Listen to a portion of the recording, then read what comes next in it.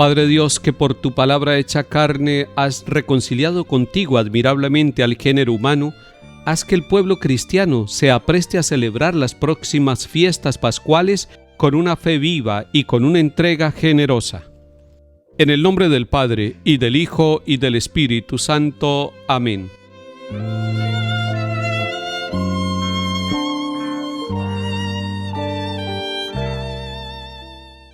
Lectura de la profecía de Oseas, capítulo 6. Vamos a volver al Señor. El que nos despedazó nos sanará. El que nos hirió nos vendará. En 2 días nos sanará. Al tercero nos resucitará y viviremos delante de Él. Esforcémonos por conocer al Señor. Su amanecer es como la aurora y su sentencia surge como la luz. Bajará sobre nosotros como lluvia temprana, como lluvia tardía que empapa la tierra. ¿Qué haré de ti, Efraín? ¿Qué haré de ti, Judá? Su piedad es como nube mañanera, como rocío de madrugada que se evapora. Por eso los herí por medio de los profetas, los condené con la palabra de mi boca. Quiero misericordia y no sacrificios, conocimiento de Dios más que holocaustos. Palabra de Dios. Te alabamos, Señor.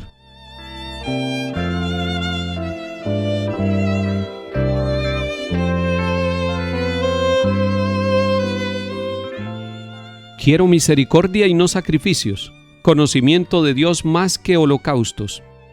Este es el versículo 6 del capítulo 6 de Oseas, y esto lo retomó el Señor Jesús.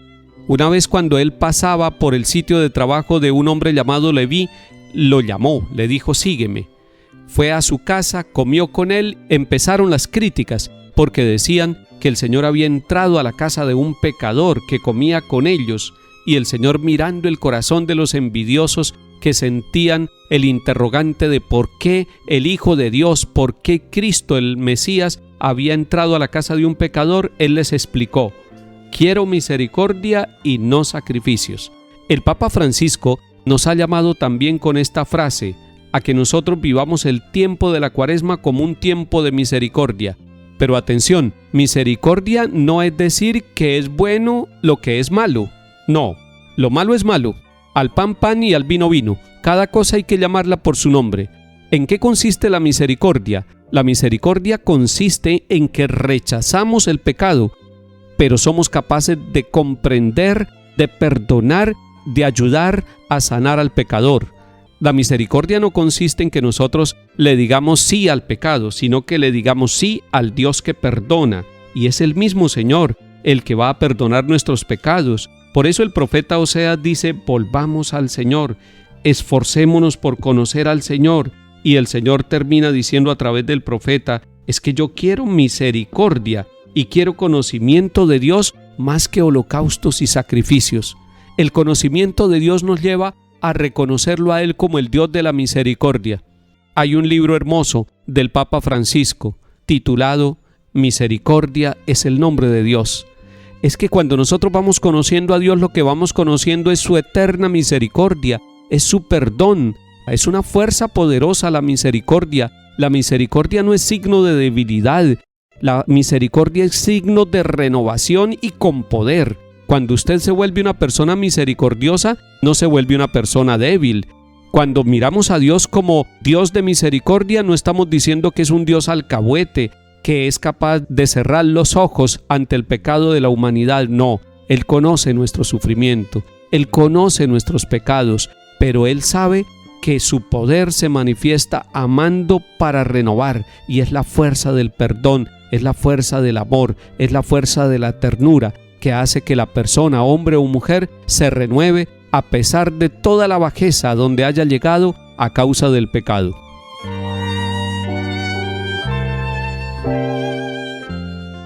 Salmo 50. Misericordia, Dios mío, por tu bondad. Por tu inmensa compasión borra mi culpa. Lava del todo mi delito, limpia mi pecado. Los sacrificios no te satisfacen. Si te ofreciera un holocausto no lo querrías. Mi sacrificio es un espíritu quebrantado, un corazón quebrantado y humillado, tú no lo desprecias. Señor, por tu bondad favorece a Sión, reconstruye las murallas de Jerusalén, entonces aceptarás los sacrificios rituales, ofrendas y holocaustos.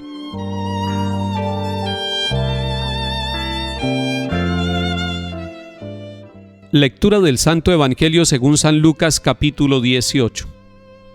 En aquel tiempo, a algunos que, teniéndose por justos, se sentían seguros de sí mismos y despreciaban a los demás, dijo Jesús esta parábola. 2 hombres subieron al templo a orar. Uno era fariseo, el otro un publicano.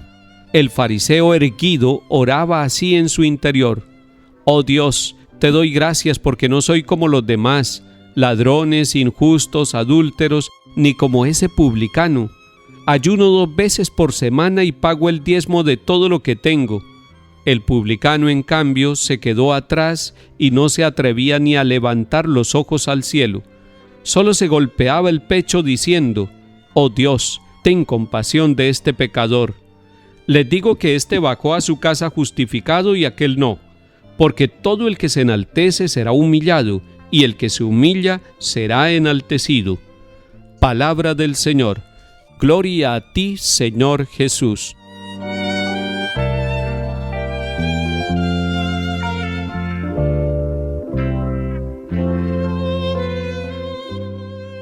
Cuando uno encuentra una parábola, como la que encontramos hoy en el capítulo 18 de San Lucas, debe mirar cuál es el contexto, por qué Jesús enseñó con esta parábola, y encontrará uno mejor el sentido y el mensaje que le quiere dar cada parábola. En este caso, el Señor está viendo que en su tiempo hay algunos que se tienen por justos, es decir, que se creen santos ya, que se creen perfectos espiritualmente, pero no solamente eso, es un acto ya de orgullo y de arrogancia, sino que además de sentirse seguros de sí mismos, desprecian a los demás, es decir, se comparan con los demás y ven a los demás pequeñitos y ellos se ven grandes espiritualmente. Ese es un pecado de arrogancia, ese es un pecado de autosuficiencia, es un pecado de orgullo.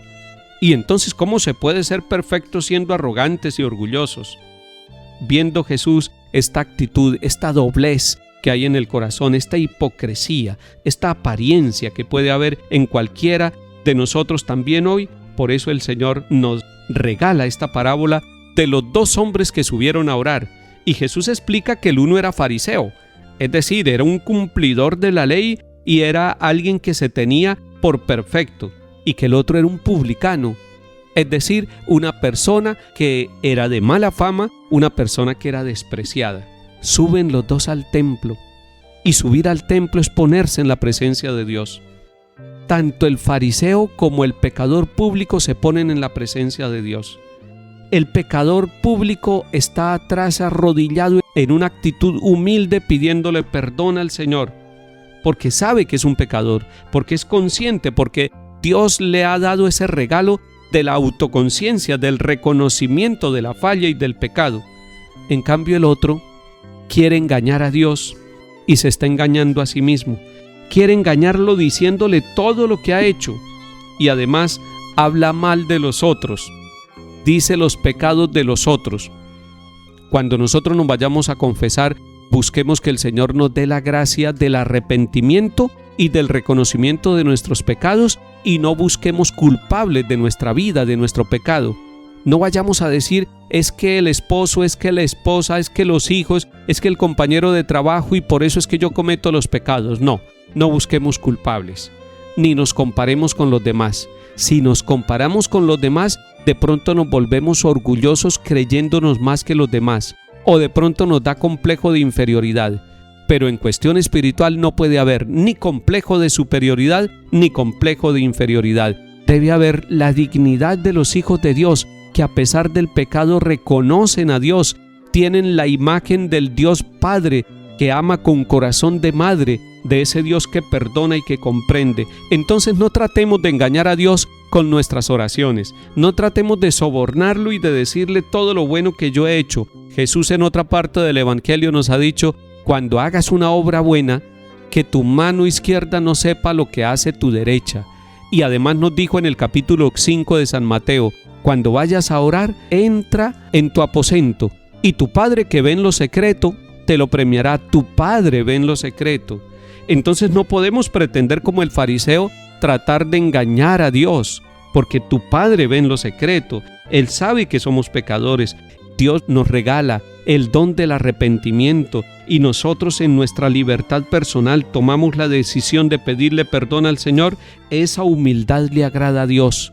Esa humildad abre puertas. En cambio, la arrogancia cierra puertas. La arrogancia hace que no se necesite de Dios. Nosotros sí necesitamos a Dios. Usted y yo somos pecadores y queremos, como el publicano, como el pecador, postrarnos y decirle: misericordia, Dios mío, por tu bondad, por tu inmensa compasión, borra nuestras culpas. Que el Señor nos dé la gracia de dejarnos llevar por su amor y encontremos una vida nueva, una vida renovada por su misericordia. En el nombre del Padre, y del Hijo, y del Espíritu Santo. Amén.